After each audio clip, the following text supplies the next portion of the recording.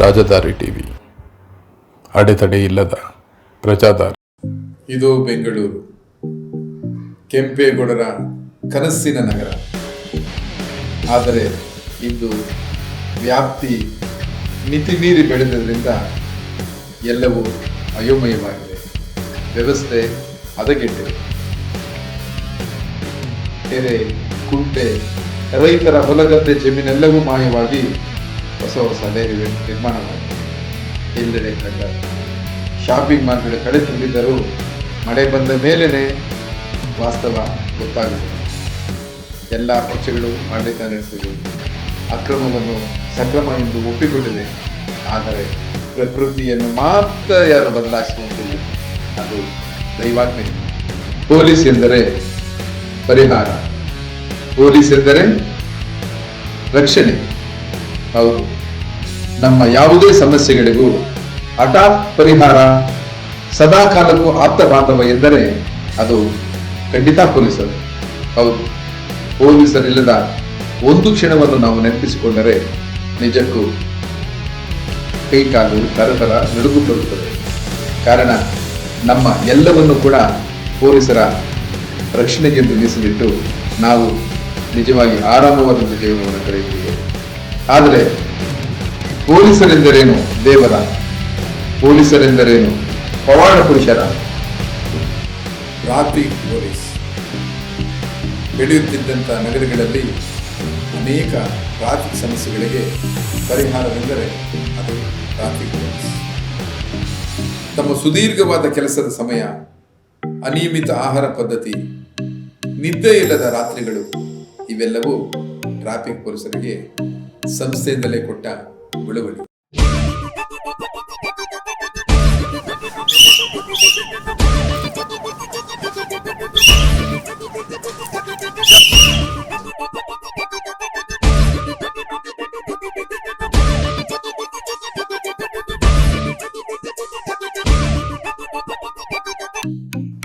ದಿನನಿತ್ಯ ಸಾವಿರಾರು ವಾಹನಗಳು ರಸ್ತೆಗಿಳಿಯುತ್ತವೆ.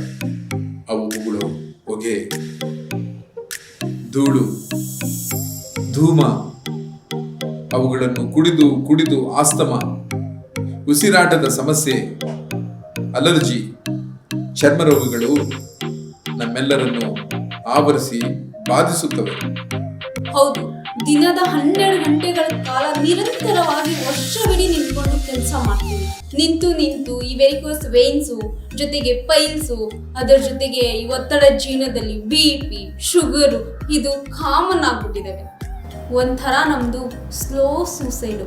ರಿಟೈರ್ಡ್ ಆದ್ರೇ ಹೆಚ್ಚು, ಅದರ ಒಳಗಡೆನೆ ಎಷ್ಟೋ ಜನ ತೊಂದರೆಗೆ ಸಿಕ್ಕಾಕೊಂಡ್ಬಿಟ್ಟಿರ್ತಾರೆ. ಇದು ಟ್ರಾಫಿಕ್ ಪೊಲೀಸ್ ಅವರಿಗೆ ಸಿಗುವಂಥ ಕೊಡುಗೆಗಳು. ಗಾಂಜಾ, ಅಫೀಮು ಸೇದಿ ಕುಡಿದು ಥ್ರಿಲ್ಲಿಂಗ್ ಎಂದು ಡ್ರೈವಿಂಗ್ ಮಾಡ್ತಾ ವೀಲಿಂಗ್ ಮಾಡ್ತಾರಲ್ಲ ಹುಡುಗರು, ಇವರ ಜೀವನವಿರಲಿ. ಇವರು ಬೇರೆಯವ್ರಿಗೂ ತೊಂದರೆ ಮಾಡ್ತಾರೆ. ಪ್ರಶ್ನೆ ಕೇಳಿದ್ರೆ ಮೈ ಮೇಲೆ ಬರ್ತಾರೆ. ಇವರನ್ನ ನಿಭಾಯಿಸ್ಬೇಕು ಅಂದ್ರೆ ಅದಕ್ಕೂ ನಮ್ಮ ಪೊಲೀಸರೇ ಬರಬೇಕು. ಪ್ರಜ್ಞೆನೇ ಇಲ್ದಿರೋ ಜನರ ಹತ್ರ ಕಾನೂನ್ ಬಗ್ಗೆ ಮಾತಾಡಕ್ ಹೋದ್ರೆ ಜನ ನಮ್ಮನ್ನೇ ಹುಚ್ಚರು ಅಂತ ಹೇಳಿ ನಗ್ತಾರೆ. ಚಿಕ್ಕ ಮಕ್ಳಿಗೂ ಗಾಡಿ ಕೊಟ್ಬಿಟ್ಟು ಉದಾರಿತನ ತೋರಿಸ್ತಾರಲ್ಲ ಪೋಷಕರು, ಅವರು ತಮ್ಮ ಮಕ್ಕಳ ಜೀವನದ ಜೊತೆಗೆ ಬೇರೆಯವ್ರ ಜೀವನದ ಬಗ್ಗೆನೂ ಸ್ವಲ್ಪ ಯೋಚನೆ ಮಾಡ್ಬೇಕು. ಇಂಥ ತಂದೆ ತಾಯಿಗೆ ಶಿಕ್ಷೆ ಇದೆ ಅಂತ ಕಾನೂನು ತಂದಿದ್ರು ಕೂಡ ಜನ ಲಾ ಬ್ರೇಕ್ ಮಾಡ್ತಾರೆ. ನಾವು ಪ್ರಶ್ನೆ ಮಾಡಿದ್ರೆ ಇನ್ಫ್ಲುಯೆನ್ಸು, ಅವರು ಇವರು ಅಂತ ನಮಗೆ ಉಲ್ಟಾ ಹೊಡಿತಾರೆ. ಎಲ್ಲದಕ್ಕೂ ಫಾರಿನ್ ಅಂತಾರೆ. ಹೌದು, ಫಾರಿನ್ ಜನರ ವಿದೇಶಿ ಲೈಫ್ ಸ್ಟೈಲ್ ಚಂದ, ಅವರು ಬಟ್ಟೆ ಚಂದ, ಬದುಕು ಚಂದ, ಮೋಜು ಚಂದ, ಎಲ್ಲವೂ ಚಂದ. ಆದರೆ ಅಲ್ಲಿನ ಜನ ಕಾನೂನನ್ನ ಶಿಸ್ತಾಗಿ ಪಾಲಿಸ್ತಾರೆ. ನಮ್ ಜನ ಹಂಗಲ್ಲ. ಟ್ರಾಫಿಕ್ ರೂಲ್ಸ್ ಗಳಂದೇನೆ ಏನೋ ಒಂಥರ ಉದಾಸೀನ. ಎಷ್ಟೇ ಫೈನ್ ಹಾಕಿದ್ರು ಲಟ್ಕೆ ಹೊಡೆದ್ಬಿಟ್ಟು ನಕ್ಕೊಂಡು ಮುಂದೆ ಬರ್ತವೆ. ಅಯ್ಯೋ, ಪಾರ್ಕಿಂಗ್ ಎಂದ ತಕ್ಷಣ ತಲೆ ಚಿಟ್ಟಿ ಹಿಡಿಯುತ್ತೆ. ಜನರಿಗೆ ಜವಾಬ್ದಾರಿ ಇರಲ್ಲ ಅಂತ ಅಲ್ಲ, ಆದರೆ ಅವರಿಗೂ ಬೇರೆ ವಿಧಿ ಇಲ್ಲ. ಪ್ರತಿದಿನ ಹೊಸ ಆವಿಷ್ಕಾರದ ಗಾಡಿಗಳು ಬಣ್ಣವಾಗಿ ಬಗೆ ಬಗೆಯಾಗಿ ಬಂದು ಮಾರ್ಕೆಟ್ಗೆ ಇಳಿಯುತ್ತಿವೆ. ಕ್ರೇಜ್ಗೆ ಮರುಳಾದ ಜನ ತಾ ಮುಂದು ನಾ ಮುಂದು ಎಂದೇ ಯಾರ ಕಂಟ್ರೋಲ್ ಇಲ್ಲದೆ ಅವುಗಳನ್ನು ಕೊಂಡುಕೊಳ್ಳುತ್ತಿದ್ದಾರೆ. ಮನೆ ಮನೆಗೆ 3-4 ಗಾಡಿಗಳು. ಇದರಿಂದಲೇ ಅರ್ಧ ಟ್ರಾಫಿಕ್ ಸಮಸ್ಯೆ. ಅಷ್ಟಕ್ಕೂ ಪೊಲೀಸರು ಕೇಳುತ್ತಿರುವುದಾದರೂ ಏನು? ಒಂದಷ್ಟು ಸ್ವಯಂಚಾಲಿತ ಸಿಗ್ನಲ್ಗಳು, ಸುಸಜ್ಜಿತ ರಸ್ತೆಗಳು, ಮಾಲಿನ್ಯ ಮುಕ್ತ ವಾಹನ ಸಂಚಾರ, ಸುಧಾರಿತ ಪಾರ್ಕಿಂಗ್ ವ್ಯವಸ್ಥೆ. ಹೌದು, ಇವೆಲ್ಲವೂ ಬರೀ ಪೊಲೀಸರಿಗಾಗಿ ಅಲ್ಲ, ನಮ್ಮ ಜನತೆಗಾಗಿ, ನಮ್ಮ ನಾಡಿನ ಭವಿಷ್ಯಕ್ಕೆ.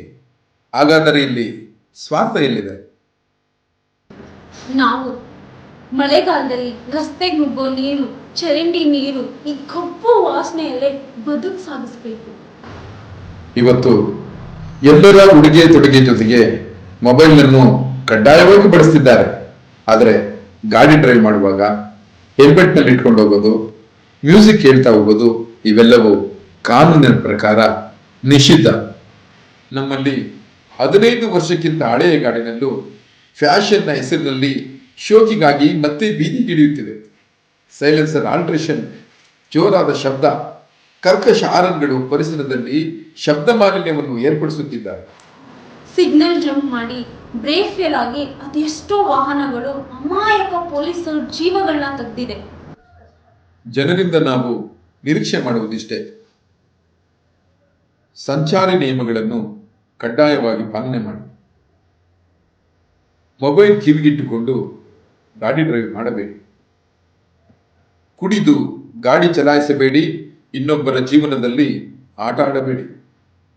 ಗಾಡಿ ಚಲಾಯಿಸುವ ಮುನ್ನ ಬ್ರೇಕು, ಕ್ಲಚ್ಚು, ಗೇರ್ಗಳನ್ನು ಒಮ್ಮೆ ಗಮನಿಸಿ ಎಚ್ಚರಿಕೆ ವಹಿಸಿ. ನೀವು ಹೊರಡಬೇಕಾದ ಸ್ಥಳಕ್ಕೆ ಒಂದು ಅರ್ಧ ಗಂಟೆ ಮುಂಚಿತವಾಗಿ ಹೊರಟರೆ ಯಾವುದೇ ಆತುರವಿಲ್ಲದೆ ಆರಾಮಾಗಿ, ನಿಧಾನವಾಗಿ ಹಾಗೂ ಕ್ಷೇಮವಾಗಿ ನೀವು ಅಂದುಕೊಂಡ ಸ್ಥಳವನ್ನ ತಲುಪಬಹುದು.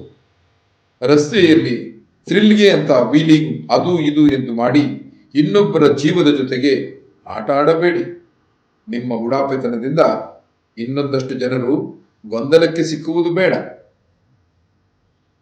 ನೈಟ್ ಲೈಫು, ಕ್ಲಬ್ಬು, ಪಾರ್ಟಿಗೆ ಹೋಗುವುದಾದರೆ ಪ್ರತ್ಯೇಕ ವಾಹನ, ಚಾಲಕರ ವ್ಯವಸ್ಥೆ ಮಾಡಿಕೊಂಡರೆ ಕ್ಷೇಮ. ಎಮಿಷನ್ ಟೆಸ್ಟ್ ಕಡ್ಡಾಯವಾಗಿ ಮಾಡಿಸಿ. ಆದಷ್ಟು ವಿನಾಕಾರಣ ವಾಹನವನ್ನ ಬಳಸಬೇಡಿ. ಇಂಧನದ ಜೊತೆಗೆ ಟ್ರಾಫಿಕ್, ಸಮಯ ಹಾಳಾಗುತ್ತದೆ. ಸಮಯ ತುಂಬ ಮುಖ್ಯ ಅಲ್ಲವೇ? 15 ವರ್ಷದ ನಂತರ ಆ ಗಾಡಿಗಳನ್ನು ಬಳಸಬೇಡಿ, ನಿಯಂತ್ರಿಸಿ. ಪ್ರಯಾಣಕ್ಕೆ ಆದಷ್ಟು ಸರ್ಕಾರಿ ಬಸ್ಗಳನ್ನು, ಆಟೋಗಳನ್ನೇ ಬಳಸಿ. ಜನರಿಂದ ನಾವು ನಿರೀಕ್ಷೆ ಮಾಡೋದು ಅಷ್ಟೇ. ಇದನ್ನ ಬರೀ ನಾನಲ್ಲ, ನಾವೆಲ್ಲ ಜನರು, ಜನಸೇವಕರು, ನಮ್ಮ ಸರ್ಕಾರ, ಪ್ರತಿಯೊಬ್ಬರು ಇದನ್ನ ಅರ್ಥ ಮಾಡ್ಕೋಬೇಕು. ಪೊಲೀಸರೆಂದರೆ ನಿಮ್ಮ ಪರಿಹಾರ, ಪೊಲೀಸರೆಂದರೆ ನಿಮ್ಮ ರಕ್ಷಣೆ.